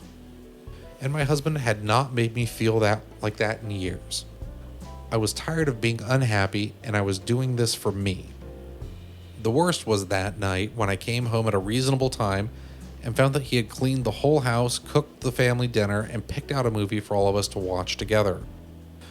This would have made me swoon a couple years earlier, but that night I couldn't even look at him and I pretended to be sick. I spent the rest of the night in bed while he waited on me and checked on me and even made me different food and brought it to me in bed. It made me feel terrible, and then it made me angry that he made me feel that way, and by the end of the night I was texting with the other guy. Over the next month or two, from that night, it did not matter what he did. He was wrong just for breathing most days. He would get so upset with how I was treating him and how I would wait and egg him on into losing it because I knew it would happen eventually. After most of the fights, he would have apologized or whatever. I told him he did wrong, and if there was even something, but I never did. I would usually find a way to make him feel even worse. I knew that I was right because he was wrong, and that was all that mattered to me. I even pretended that I didn't care when he found out about my relationship with the guy from work. It really destroyed me inside to see him holding back tears, but I wasn't going to let him see that. He was at his weakest, and that was when I chose to tell him that I wanted a divorce. I could almost hear his heart shattering inside his chest. He talked and fought and said that we could work through it together. I really wasn't interested in fixing our marriage, but I mostly ended things with the other guy, but only because I knew I could get it back if I wanted it. I could see that he was trying, and occasionally I would let him know, but for the most part, I kept being a huge bitch to him, for any and all reasons I could think of. I'm not sure how much more the man could have done to make me happy besides finding a job that paid enough for me to not have to work at all. He said that he was looking, but looking and finding are two different things. It was around this time that I discovered this group and a few others.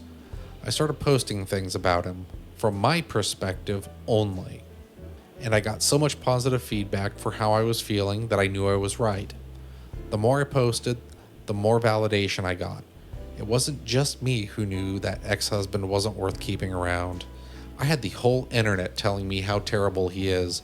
I started saying awful things to him and even outright ignoring him. I was so confident with mine and everyone else's opinion that I contacted a lawyer and within a couple weeks had filed for divorce. I continued to use this site and a couple others to validate my feelings and for encouragement to go through with it. And finally, it was done. It went pretty smoothly. Ex-husband didn't ask for much besides to not get divorced and to try to work things out. I didn't care about that though. He was broken, but I was free. I could do whatever I wanted without having to feel any guilt or answer to anybody. It was an amazing feeling of freedom. It didn't last long though. In the first month after he moved out, I missed garbage day 3 times. There was also rarely a single clean dish, and the laundry sat in piles so long that I had to start doing the sniff test to see if it could be worn again. I also never saw my kids more miserable. My oldest had seen some of the messages from the other guy months earlier, and she knew that my ex-husband still wanted to try to work it out.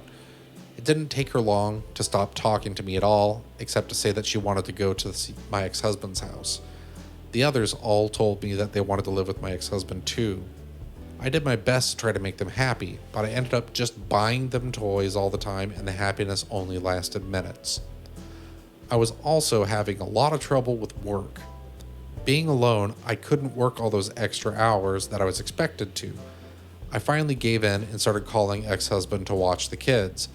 He would always come over as soon as he could, and he always asked me if I needed anything.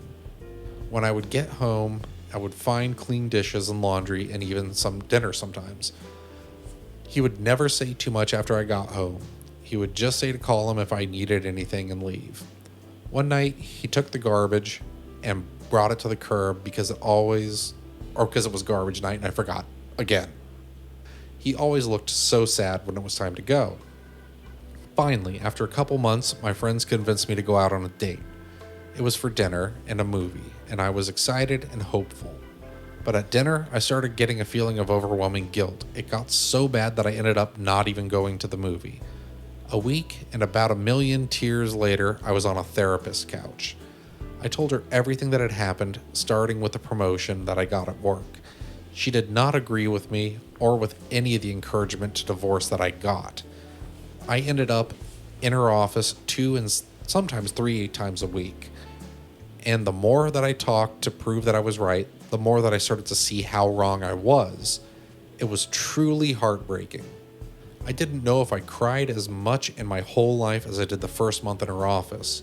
After about $2,000 of therapy sessions, I learned that my ex-husband had his faults, but I figured out that mine were so much worse.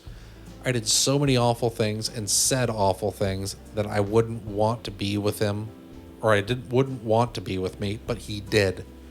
I still remember him asking me in the meeting with the lawyer to please not go through with it. I did go through with it though, and then I later bragged on here how great it felt. I was so wrong, and now I can see it. A couple weeks ago, I went outside with him when he was leaving the house. I asked him about getting back together. When he looked at me, his eyes were full of tears and a couple went down his cheeks. He told me that he didn't know if he could. He said that the pain has been too much for too long, and that if we got back together, that I might just turn around and do it to him again. He said that he always thought that I would realize how much he loved me and stop up until I signed the divorce papers and let out a big, over-exaggerated sigh of relief. He said that hurt him more than anything else, and that he doesn't know if he can ever trust me again. I don't blame him. I destroyed a man who, looking back, was a great husband. I deprived my kids of having a great father in the house with them, and I took his kids away from him.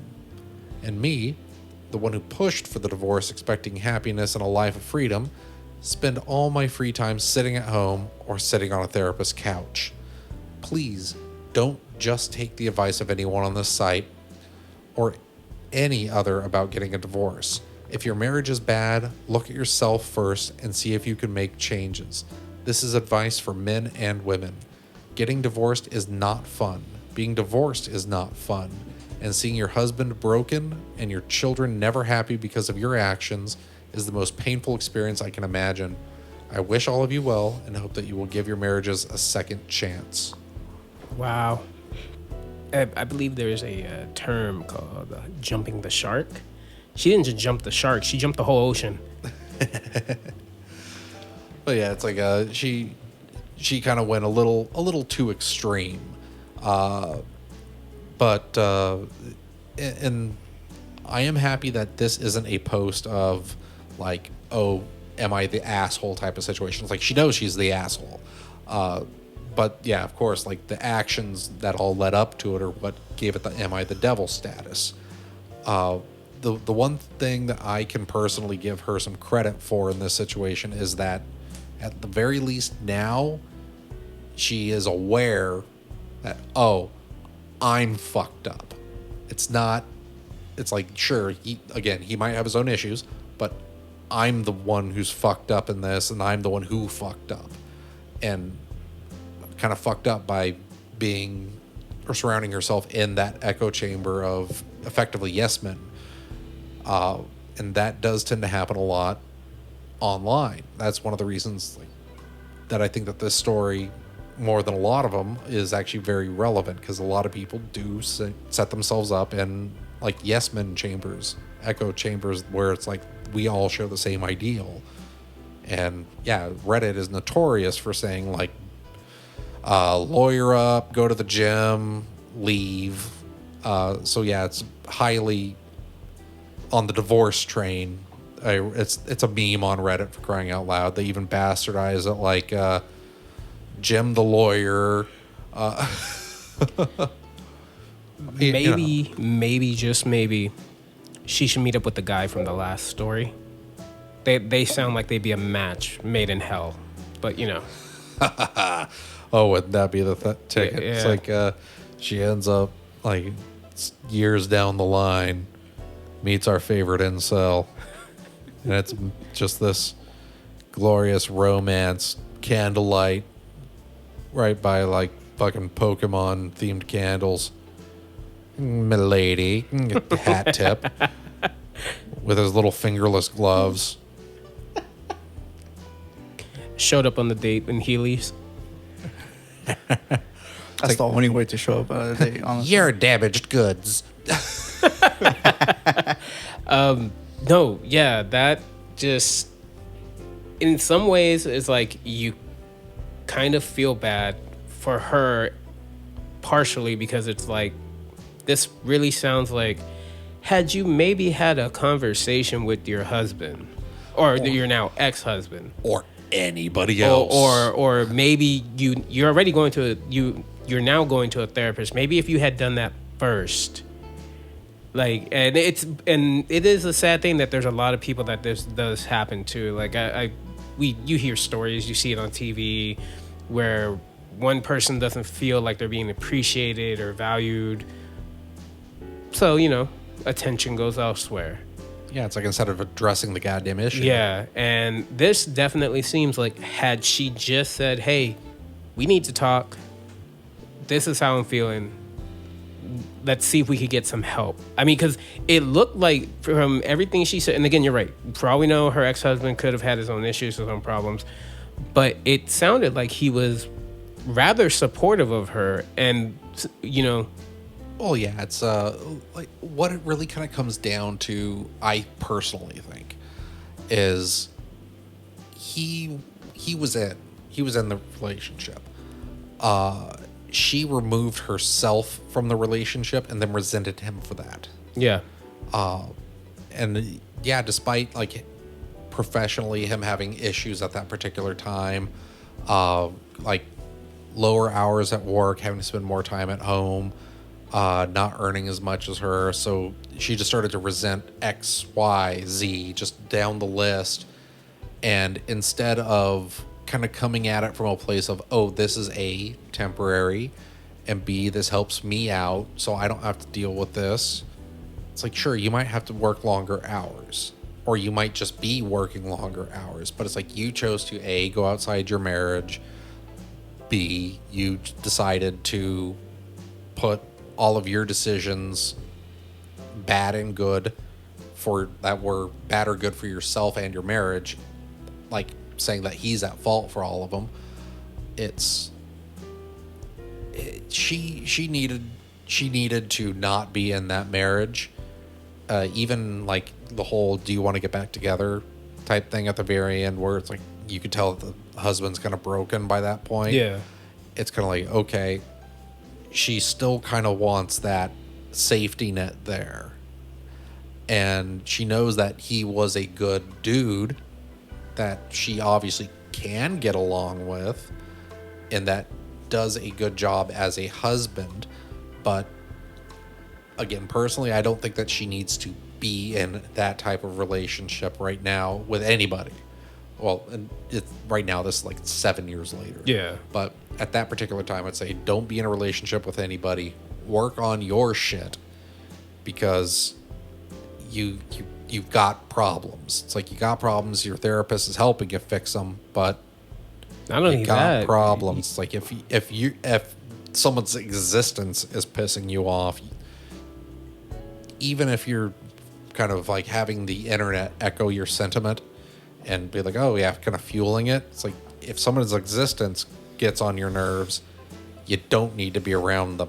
Like just don't be around them. Just don't be around them ever. Like, and then even though not it to sucks mention, for the guy, yeah. it's like it's kind of like he needs to not answer her calls. It's like even if I get that it's because of his kids. Yeah. But it's like he needs to not answer the calls or anything when she needs assistance, and she needs to figure her own shit out, because like she wanted the freedom. She might be regretting it now for how she went about getting that freedom. I mean, not only that, she also actively ruined her relationship with her eldest child, because her eldest child saw the messages and knew that you know. So it's like you have a lot to work on yourself, and now you have to work on trying to hopefully reestablish something with your kid. And you're now in a situation where you're probably needing your oldest kid's help now. Yeah. And you've made it to the point that if your child helps you, they hate you. They resent like you. They're gonna help out of obligation instead of kind of wanting to help. It was kind of like one of the earlier stories where we made the joke about like, oh, guess who's going into the old retirement home? Oh yeah. Yeah. It's like not getting visited. Yeah, that's literally how that one story with the sisters, where she was like, oh yeah, when she turned 18, she moved out. This child, same thing. As long as they have the means to turn 18, they're gone. They're gone. They're either gone or they're going to live with the dad for a while. Yeah. And it's like, I am glad that she has the presence of mind to make like this as like an advice post, be like, hey, don't take everybody on the internet at their word. It's like they're only getting your side of things here. Because frankly, that is valuable advice for anybody. While it is also a very apt "Am I the Devil" story, it is also very much like kind of a good rule of thumb for the internet. That very little last blurb there is, don't listen to the mob. The mob will go the way the mob goes. The mob, especially on the internet, is not always right. And Reddit does have, again, they do tend to be very trigger happy on the, hey, you should get a divorce. Oh yeah. It's like you break see that up, a lot. Yeah. break up, leave, work on yourself. You could fucking do that in a relationship. Just work on yourself in general. It's like that's just a good fucking tip for life. Just always be working on yourself. But yeah, it's that one holds a special place in my heart, because that's one of the first like big Reddit stories that I heard. Yeah. And it was also kind of like both rage inducing, but also kind of like, okay, I get the message of this post. Yeah. As soon as he said, like, once you got to like a certain part in the story, I was like, I know what story this is. Oh yeah, it's been in the early days of the Subway Surfer, TikTok, Reddit stories, videos. I've seen it through the Redditor. He was doing he did a story thing about it. And I was like, okay, cool. Oh yeah, it's been over YouTube. It's been on TikTok, Instagram Reels, Facebook video. So it's like if you get Reddit stories one way or the other, it's like chances are you've heard that one. But it is kind of it's a mainstay. It's not a Reddit story in the same type of style as I would normally pick, because I was kind of like, I'm going to do Am I the Asshole and Am I the Devil this time. It's like I'm not going to go with some of the more crazy stories that you can get on there, because there are some. As long as it's not Unhinged. entitled parents, we're good, because that shit pisses me off. Oh yeah, no, that so much. Entitled Parents is dude. a whole other situation. It's also funny as shit. It's like I kind of love it because it's like, oh my god, the delusions. But there are some classic Reddit stories that will probably make their way onto here at some point when we have another little break, probably in 2 weeks, because we'll have that extra break again before the following 2 Alien Earth episodes. But that said, with these, or with those ones, I'm going to go with the more unhinged shit. That's fine. Yeah. That is completely within character for you. So that is fine. Yeah, it's like this time it was like I'm gonna go dark. Next time it's gonna be like I'm gonna go like, why are you telling me this story? Cleanse my ears with Listen bleach. at your own discretion. Yeah, it's like the amount of ear bleach you're gonna need after next or that podcast. As long as in it's 2 not like weeks. that one episode of Smosh that we watched. We watch a lot of episodes, dude. You got to be specific. Under the bed. Oh yeah. No, I'm not gonna do that one, but it'll be simultaneously better and worse. Okay. That's fine. It's like I said, as long as it's not like... It's gonna. I imagine there's gonna be like a nice thick layer of cringe. I hope so. There's gonna be a little bit of cringe. There's gonna probably be a little bit of what the fuck. Okay. Some injury.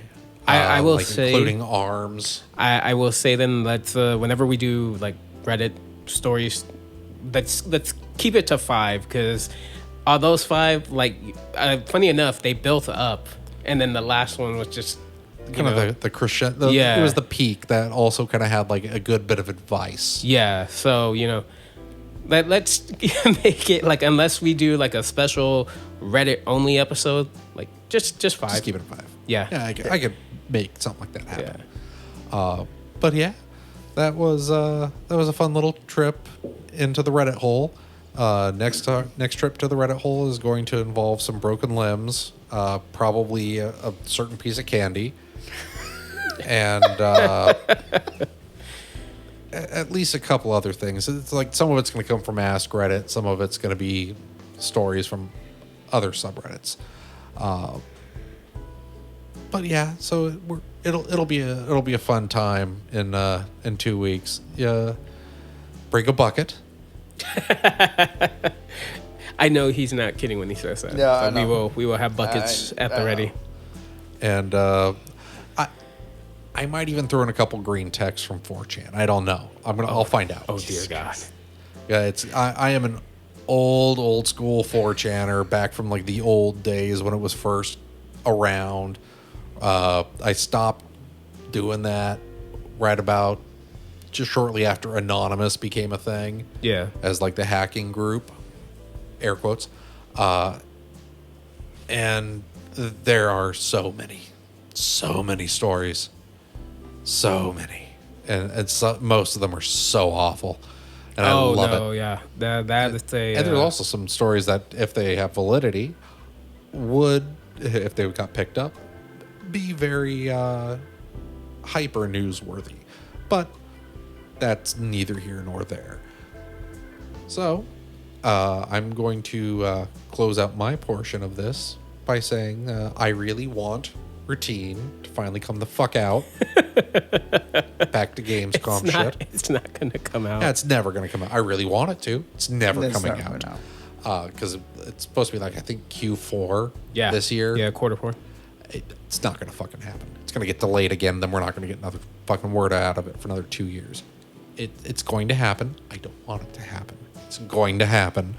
Silksong doesn't exist. Oh yeah. No. You know what? You know what's gonna happen with Silk Song, and I want the universe to prove me wrong on this. It's gonna come out, and it's gonna be horrible, and nobody's gonna like it, and they're gonna be like, "We waited this long for this." What I think is going to be funny is that it's going to come out. They're going to provide all the cartridges on the Nintendo Switch and all the download codes, and then it's going to be Hollow Knight 1. And they're going to go, oops, we forgot to include the game. Give us 6 months for to give you a download code for it, and then they're going to keep pushing that fucking bar out further and further. What's gonna happen is everybody else is gonna get Silk Song 2. The Switch is just not gonna get it for like another 2 years. They'll keep pushing it back They'll somehow. just keep pushing it back, and it will happen. They'll get the game and stuff, but it's just gonna be Hollow Knight 1 with all the DLC and everything. But that's just it. Yeah, after an extra 2 years of waiting, they're like, but this is the first game. Oh, yeah, about that. You know, we should do a playthrough of Hollow Knight. I like the game. I just shit at it. Yeah, no, we should do that. Like, we should do something. Kind of like pick a night stream. Yeah, and then just stream it and just go Okay. through it. And no real end point, just, when we're done, we're done. And then if we want to pick it up later, pick it up later. Okay, If that's the case, Just you gotta do- do a Dead Cells one. Oh, as long as it got the Castlevania I have the DLC. full DLC. No, yeah, he has the- I have. Yeah, the every- Castlevania DLC is the best part. That game had me in such a chokehold that when we did events and I had my console with me, if there was no traffic at all, I would hop off the fighting game that we had on there just so I can play that game. Dude, he got me hooked on that game at one Dead event Cells is where I great. just sat there, and he tongue-tied. He even said it himself. It's like, it sucks that I couldn't hear the music at the time because he's like, it's such amazing. So, on my way home, I Spotify, Dead Cells, and I'm like, oh my God, I want this music. Oh yeah, it's they did a knockout job with that game, and I'm sad that when the DLCs had come out, it didn't get more of a push as well because all the DLCs are also great, and they just seamlessly kind of blend into the experience. It's really, really good. But then again, that's also one of the games that really kind of revived my love for Metroidvania titles. Roguelike Metroidvania. Oh yeah, it's I typically don't like a lot of roguelites because it's like I hate losing progress. I hate losing progress. But that one is more so speedrun.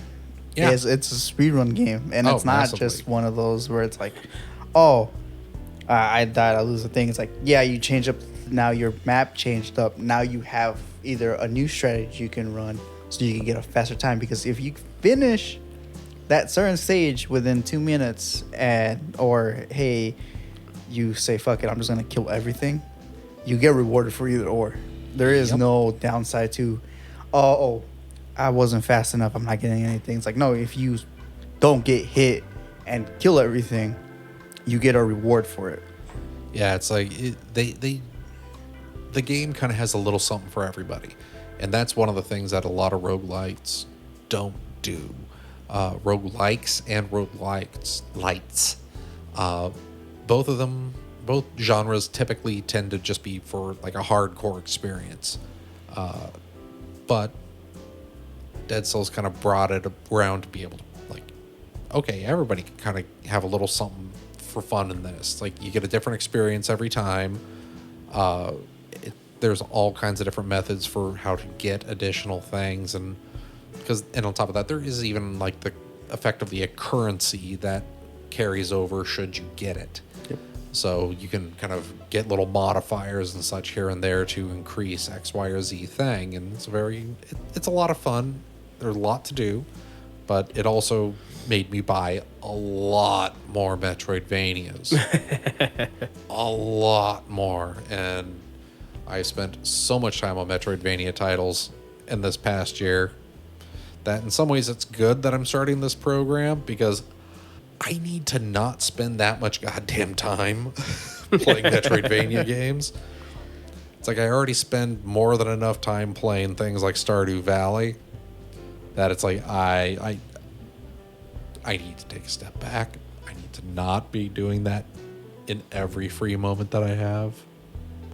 Well, I would like to do that in every free moment I have, but I don't need to be doing it. Oh, man. But yeah, good times. Oh yeah. Yeah, I feel completely emotionally drained from Reddit stories, so that's always a fun thing. Yep, and now next time you could be traumatized. Let's go, baby. You know, good episode overall. You know, next week we got Alien Earth, episodes 3 and 4, and we will do our Gamescom wrap up. Since there's so much, doesn't have to be everything. It could just be like the stuff that. No, it'll be everything. You want to do everything? Everything. Okay, we're Every gonna do fucking everything. thing. All I will say is I'm not looking forward to Black Ops 7. Oh well, no, we should save that for next week. That is all. That is literally my that- end statement for today. He is so looking forward to it. I can see it in his face. It's like he is just like he's I'm gonna drooling play for it. this shit. Yeah, he's gonna play it at 4 If a.m. it's on Game Pass, I'll probably do it. It'll be on Game It'll Pass. It's be fucking- on. Yeah, probably will. Then 100% I'll play it for that. But why would you play that when we're gonna be playing Battlefield? Why would you be playing that when we could be playing with ourselves?